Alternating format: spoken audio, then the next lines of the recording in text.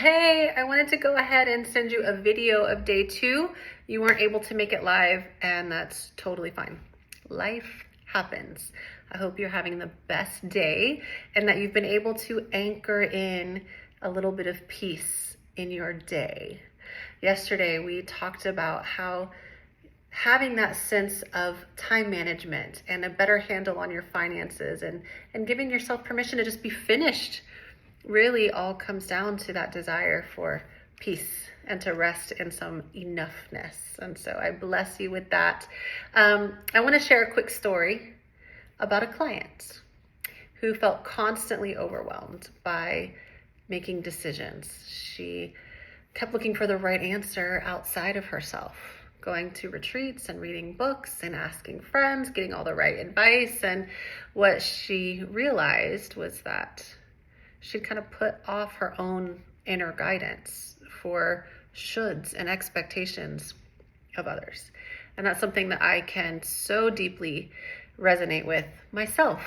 And that this work, this practice of tuning into the Holy Spirit and tuning into my own deep inner knowing has really transformed my ability to make decisions and to choose what feels right and true and best for me. And I went ahead and I tested. I don't know if you've worked with a pendulum before, but a pendulum is just an extension of the physical body's response to a positive and a negative frequency. So when I say, my name is Melody, I love you, I also really love sweets. I try not to eat them too often though. Right, I'm getting a yes response. And then when I say, my name is Jeff, I love doing sit-ups, right? I'm getting a no response. And so when I checked in with your misalignment, the greatest one that showed up was divine guidance. And that's your ability to know and trust yourself and to get out of overthinking and feeling like the future is this giant question mark.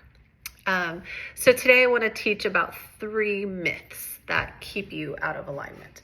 The first myth that many people that I've worked with have kind of believed is that if I do more, I'll finally feel enough. And that just leads to exhaustion because there's always more to do, but it's this quest that if I just do a little bit more, then I'll feel enough. And that's a myth. The truth is you are already enough. The second myth is once I fix X, Y, or Z, then I'll feel better. So once I lose weight, once I make the money, once I finish this task, once whatever, then I'll feel better. And honestly, just like I was telling you yesterday, relief is the cure. The relief never lasts because the inner misalignment is still there. If we're waiting for something outside of us, waiting for something to be fixed or something to be different to feel better, the relief is only temporary. And then the last one is that if I'm aligned, then I'll never feel discomfort again. And it's kind of interesting. I work with chiropractors and, I stay aligned, I get adjusted, but does that mean that I'm never uncomfortable? Do I sometimes catch a cold? Do I sometimes stub my toe? Do I get sore when I work out? Of course. So the same is true in your spiritual and emotional life. That we want to work towards alignment, but discomfort is a teacher, right? And so if you're in the belief that being aligned means never being uncomfortable, then that can create avoidance and spiritual bypassing, rather than just learning how to move through the discomfort empowered and peaceful. So that alignment really comes when we listen inward, when our divine guidance system is open, when we are in full trust, then the discomfort doesn't scare us quite so much. So the 5 areas of alignment are identity. I know who I am. I know exactly who I am. I'm not performing. I am not pleasing other people. I am in my truest expression. So that's identity. The next one is the divine guidance that I was just talking about. And so if you find yourself wrestling with decisions or prioritizing, that often is a symptom that divine guidance is out of alignment. Energy regulation, right? If we are able to feel at peace and joyful most of the time and stay pretty balanced and regulated, that's a great sign of alignment. But if we are like this often, it's not just hormones, right? It's a issue with being able to regulate and hold our energy steady.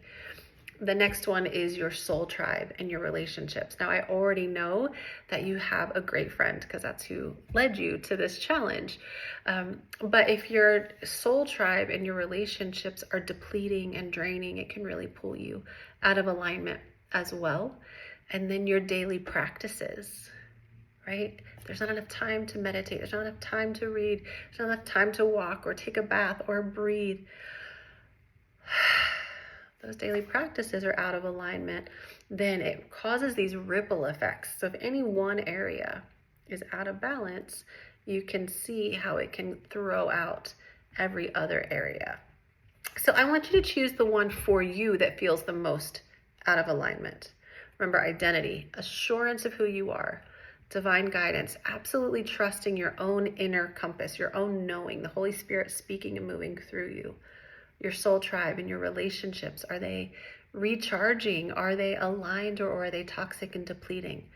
Your energetic regulation, how are you staying balanced, regulated throughout your daily life? And then your practices, your daily practices and rituals and things like that. So write down where you feel most disconnected and the most off in those areas. And then tomorrow, we're going to do a very focused reset. You're going to find the trapped emotion. We're going to find the subconscious program that's running. And so, just keep it in the back of your mind. If you already know that you need deeper work than 30 minutes can allow with you, we do have a group setting to help with that soul tribe component and the daily practices, the consistent rituals of staying plugged in and connected. And that's where we just kind of lay the foundation for weaving this work into every area of your life. So I hope you found this helpful. I'll send you over an email with your homework as well. And I look forward to seeing you tomorrow.